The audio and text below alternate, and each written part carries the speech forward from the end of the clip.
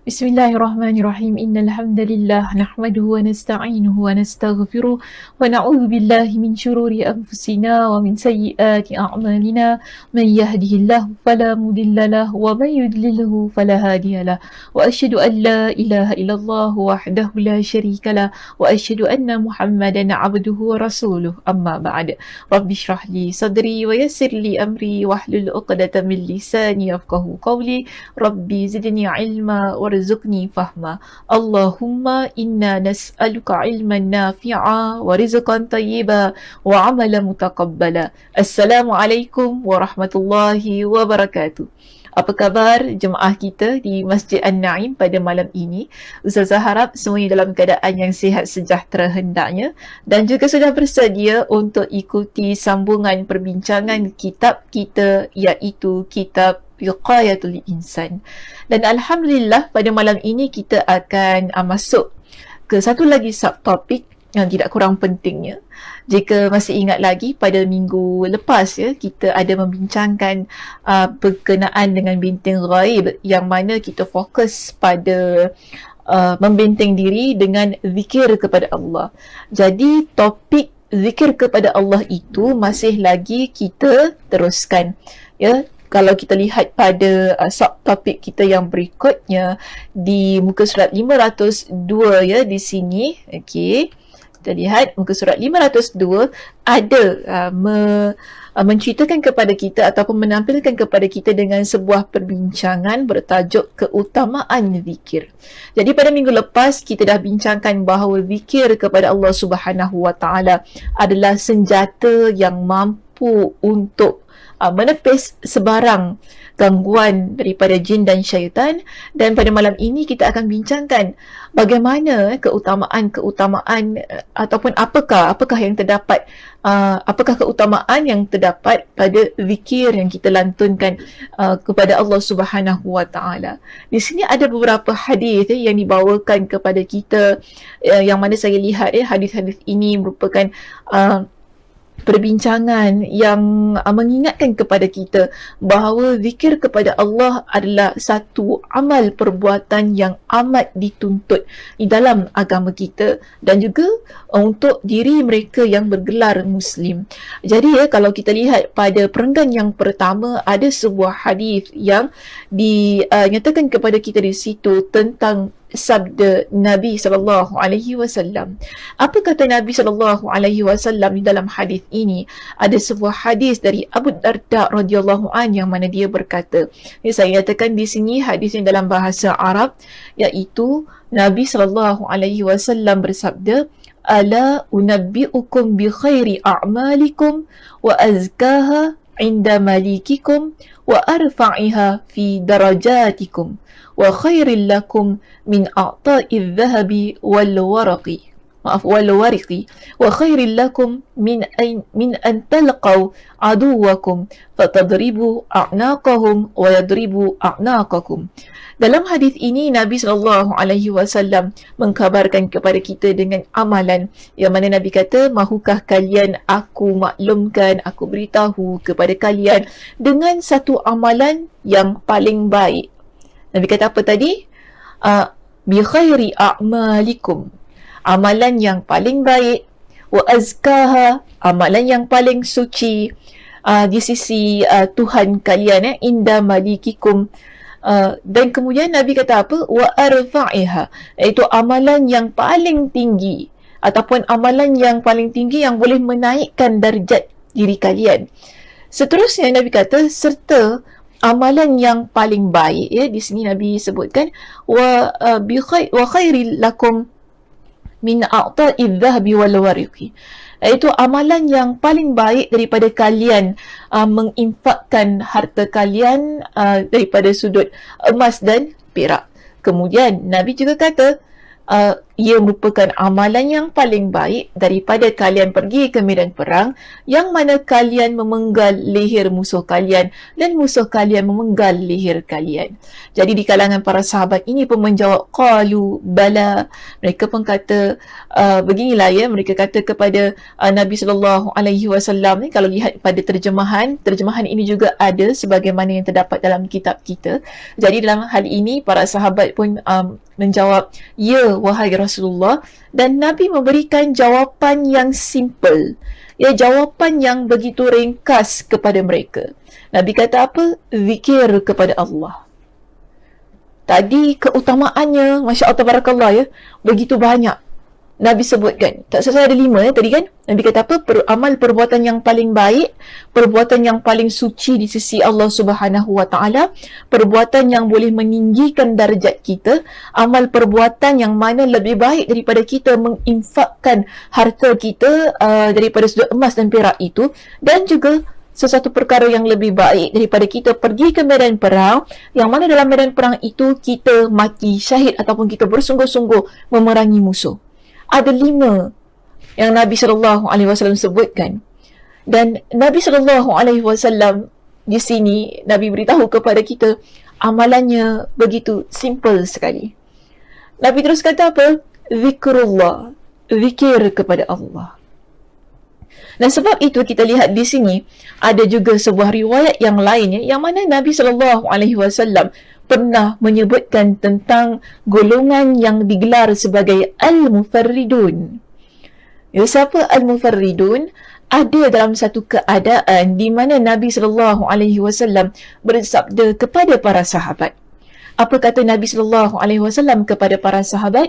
Sabaqal mufarridun, telah menang para al-mufarridun, ataupun telah mendahului kita orang-orang yang mufarridun ini. Jadi di kalangan para sahabat, mereka pun bertanya kepada Nabi SAW, qalu wamal mufarridun. Mereka tanya kepada Nabi, wahai Rasulullah, siapakah al-mufarridun? Maka di sini apa yang Nabi SAW jawab? Nabi kata, الذاكرون الله كثيرا والذاكرات. Orang yang telah mendahului ataupun orang yang telah menang dalam hadis Nabi SAW ini, yang Nabi gelarkan mereka sebagai al-mufarridun.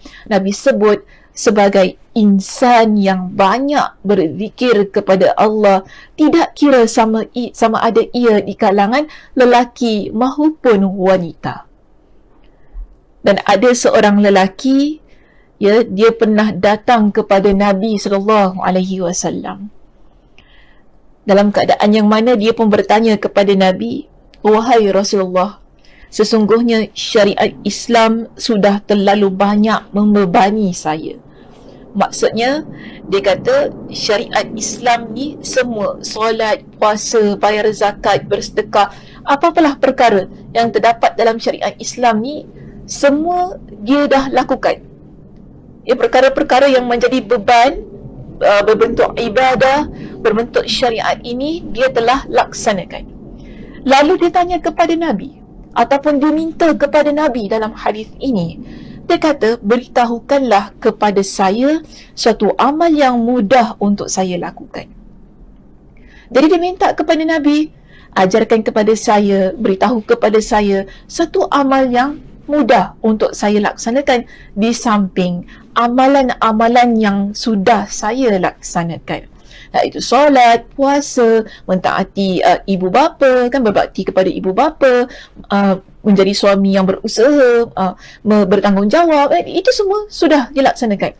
Jadi dia perlukan satu amalan yang disebut di sini lebih mudah. Daripada semua itu, di samping dia melaksanakanlah kewajipan-kewajipan tersebut, lalu apa pesanan Nabi SAW kepada dia? Nabi SAW pun menasihatinya dengan satu amalan ini. Maksudnya Nabi perintahkan dia untuk lakukan ini. Apa kata Nabi? La yazalu lisanuka ratban min zikrillah. hendaknya sentiasa lidahmu basah kerana berzikir kepada Allah. Di dalam hadis riwayat Imam At-Tirmizi dengan status hadis yang sahih, Nabi SAW mengingatkan kepada lelaki ini agar lidahnya sentiasa berzikir kepada Allah. Itu maksud Nabi, ya, bila Nabi kata basahkan lidahmu dengan zikrullah, bermakna lidah kita ini pastikan ia tidak lekang dari berzikir kepada Allah Subhanahu wa taala. Dalam sebuah hadis yang lain, ya, Nabi SAW mengingatkan kepada kita tentang perumpamaan orang yang berzikir dan orang yang tidak berzikir kepada Allah Subhanahu wa taala. Apa kata Nabi SAW dalam sebuah hadis, yang diriwayatkan oleh Imam Al-Bukhari? Nabi SAW bersabda, "Mathalul ladzi yadhkuru rabbahu wal ladzi la yadhkuru rabbahu, mathalul hayy wal mayyit." Maksudnya, perumpamaan orang yang mengingat Rabbnya, iaitu perumpamaan orang yang dia berzikir kepada Allah Subhanahu wa taala, yang mana lidahnya basah dengan zikrullah itu tadi. Nabi sebutkan di sini, dengan orang yang tidak berzikir kepada Allah, itu dengan orang yang tidak basah lidahnya dengan zikrullah, Nabi berikan perumpamaan seperti orang yang hidup dan orang yang mati. Mereka yang berzikir kepada Allah dilihat sebagai insan yang memiliki jiwa yang hidup, insan yang tidak mati. Sebaliknya, orang yang lalai, orang yang tidak berzikir, bahkan tidak mahu berzikir, mereka memilih satu keadaan walaupun mereka hidup, tetapi dia seolah-olah hidup dalam keadaan yang mati. Kerana apa? Hanya orang yang mati sahaja yang tidak berzikir kepada Allah Subhanahu wa taala. Dah mati, dah tak berzikir kepada Allah Subhanahu wa taala. Maka di sini Nabi berikan perumpamaan yang sedemikian. Dan kita mahu bukan sahaja kita ini, ya, jemaah kita ni hidup, tetapi jiwa kita hidup, semuanya hidup. Apa yang ada pada diri kita ini dilihat sebagai hidup. Bagaimana kita nak menghidupkan diri kita yang sedia hidup ini? Simple je, Nabi kata, zikir kepada Allah. Ini keutamaan zikir yang Nabi SAW sebutkan di dalam hadis-hadis baginda. Dalam kitab kita juga ada menyatakan di sini, di perenggan yang 1, 2, 3, 4, 5, di perenggan yang kelima, Nabi SAW juga ada bersabda di sini, yang mana Nabi kata apa? Barang siapa yang duduk pada suatu tempat tetapi dia tidak berzikir kepada Allah, maka dia akan memperoleh kerugian dari Allah. Dan sesiapa yang membaringkan dirinya tetapi tidak berzikir kepada Allah, maka dia akan memperoleh kerugian dari Allah. Maknanya Nabi SAW ingin sampaikan kepada kita, pastikan diri kita yang hidup ini, ya jemaah, sentiasa berzikir kepada Allah. Kita nak pergi kerja, kita naik bas, dalam bas kita luangkan masa untuk berzikir kepada Allah Subhanahu wa taala. Mungkin kita boleh gunakan apa, kita boleh ucapkan zikir-zikir yang mudah, subhanallahi wa bihamdi, sepanjang perjalanan itu hingga kita sampai ke tempat kerja kita. Kan? Begitu keadaannya. Begitu juga bila kita pulang daripada tempat kerja kita, ataupun ketika kita memandu kenderaan, sambil-sambil kita berzikir, ataupun mungkin untuk yang suri rumah, ya, sambil-sambil melaksanakan pekerjaan rumah tu kan, sambil memasak, sambil vacuum rumah tu kan, kita zikir kepada Allah Subhanahu wa taala. Kan, subhanallah, alhamdulillah, wala ilaha illallah, wallahu akbar, sehingga kita selesai melaksanakan pekerjaan itu. Tak kira siapa pun kita, apapun status kita. Yang penting di sini, kita perlu sentiasa berusaha meletakkan diri kita dalam keadaan yang hidup itu tadi, supaya kita tidak jadi hamba Allah yang rugi. Sebab tadi pun baru kita bacakan hadisnya, orang yang rugi ialah orang yang tidak berzikir kepada Allah Subhanahu wa taala. Maka sebab itu kita berusaha dalam kesempatan yang kita miliki, dalam keadaan-keadaan yang seharusnya kita rebut peluang itu. Yang kita boleh berzikir kepada Allah, lantunkan zikir itu kepada Allah Subhanahu wa taala. Dan dalam kitab kita ada menyatakan ataupun ada memberikan kepada kita dengan contoh-contoh yang mana zikir kepada Allah Subhanahu wa taala apabila seseorang ini dia laksanakan, ada beberapa zikir yang mengandungi keutamaan-keutamaan yang tidak boleh kita nafikan. Contoh pertama yang diberikan kepada kita di sini, jemaah, kita lihat ada zikir yang diajarkan oleh Nabi sallallahu alaihi wasallam sebagai zikir yang mampu untuk menghapuskan kesalahan-kesalahan kita, iaitu dosa-dosa kita yang kecil. Iaitu Nabi kata apa di sini? Siapa yang mengucapkan kalimat ataupun zikir itu subhanallahi wa bihamdi. Subhanallahi wa bihamdi berapa kali? 100 kali dalam sehari. Apa yang berlaku kepada dia? Segala kesalahannya akan dihapuskan meskipun sebanyak buih di lautan. Ini keutamaan zikir subhanallah wa bihamdi yang boleh kita amalkan 100 kali dalam sehari. Macam tadi kan saya sebutkan, mungkin kita dalam perjalanan ke tempat kerja, dalam Grab kita, kita dalam bas, dalam teksi, ataupun kita sendiri yang memandu kenderaan atas motor ke apa kan, usaha untuk kita memperbanyakkan zikir ini 100 kali dalam sehari. Ya, mudah-mudahan sebagaimana yang Nabi SAW sebutkan itu tadi, ianya menjadi penghapus kepada dosa-dosa kita. Walaupun Nabi sebut tadi kan, dosa itu sebanyak buih di lautan.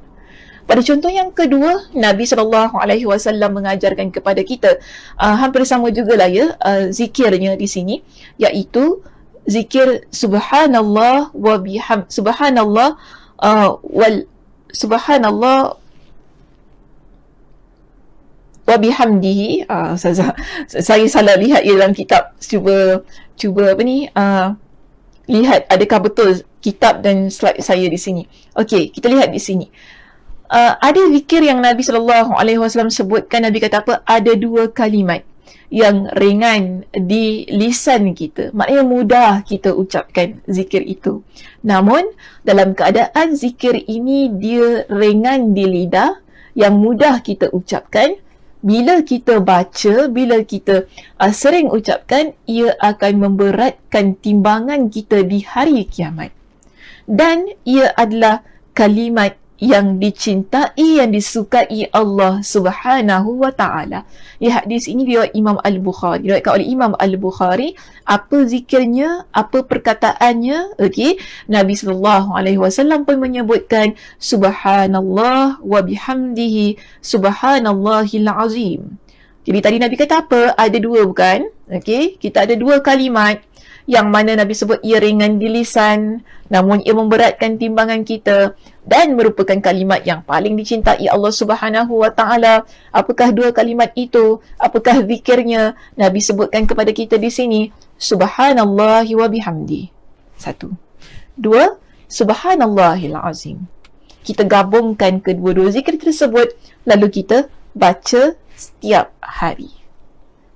Alhamdulillah, bagi saya ramai yang mengetahui tentang zikir ini dan ia mudah.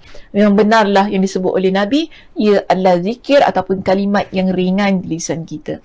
Pastikan kalimat yang ringan di lisan kita ini, ia kita permudahkan, ia sentiasa kita lantunkan setiap hari dan pada kesempatan-kesempatan yang kita miliki. Seterusnya di sini, Nabi SAW juga memberikan contoh kepada kita dengan zikir yang seterusnya. Apakah ia?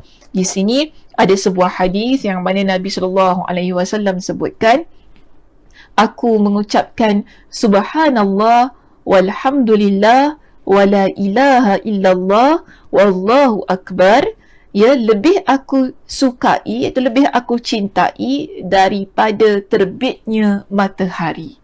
Hadis ini diriwayatkan oleh Imam Muslim. Jadi Nabi SAW sebutkan dalam hadis ini, zikir yang ketiga ini, subhanallah walhamdulillah wala ilaha illallah wallahu akbar.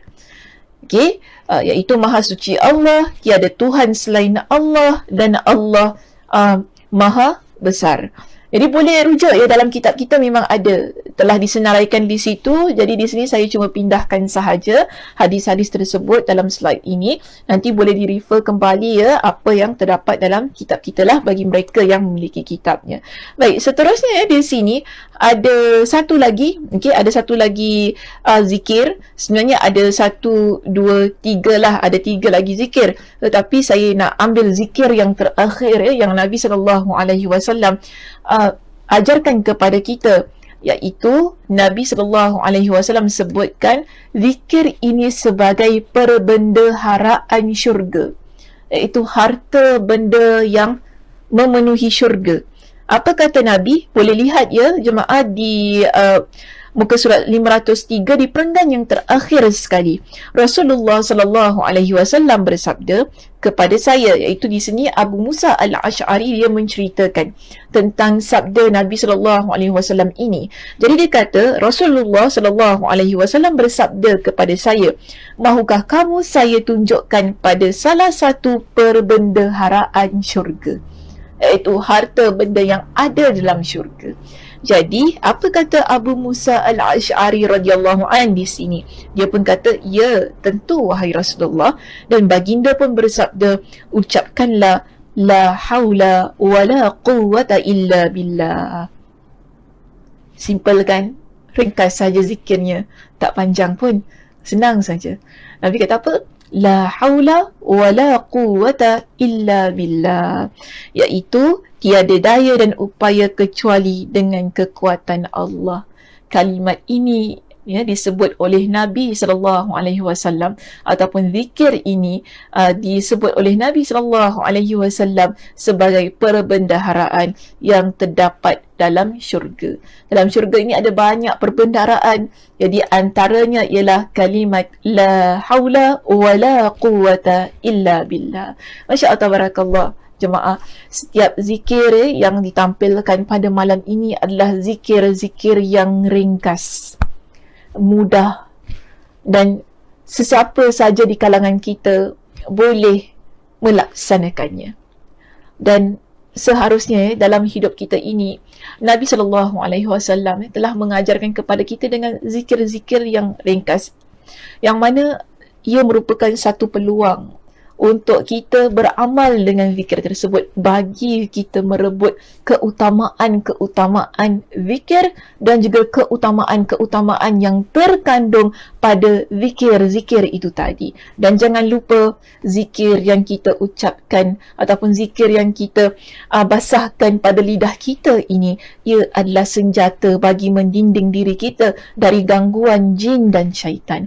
Dan kita hendak diri kita ini dilindungi oleh Allah Subhanahu wa Ta'ala, di sampingnya kita berusaha untuk meraih keutamaan-keutamaan yang Nabi SAW sebutkan itu tadi. Mudah-mudahan apabila kita berusaha untuk mengamalkan setiap zikir itu, sebenarnya ada banyaklah zikir-zikir yang lain, insya-Allah nanti kita akan bincangkan pada sesi-sesi yang akan datang, kerana pada sesi yang akan datang kita akan fokus kepada zikir-zikir yang lebih khusus, contohnya zikir ketika tidur, zikir ketika setelah solat dan sebagainya. Jadi insya-Allah kita akhiri kuliah kita pada malam ini, dan insya-Allah kita bertemu pada minggu hadapan bagi menyambung perbincangan berkenaan dengan zikir ini. Mudah-mudahan Allah Subhanahu wa Ta'ala memberikan kepada kita dengan kesihatan dan kelapangan masa untuk kita bertemu pada masa yang sama di tempat yang sama. Dan saya tutup kuliah kita pada malam ini dengan tasbih kafarah, subhanakallahumma wa bihamdika asyhadu an la ilaha illa anta astaghfiruka wa atubu ilaik. Assalamualaikum warahmatullahi wabarakatuh.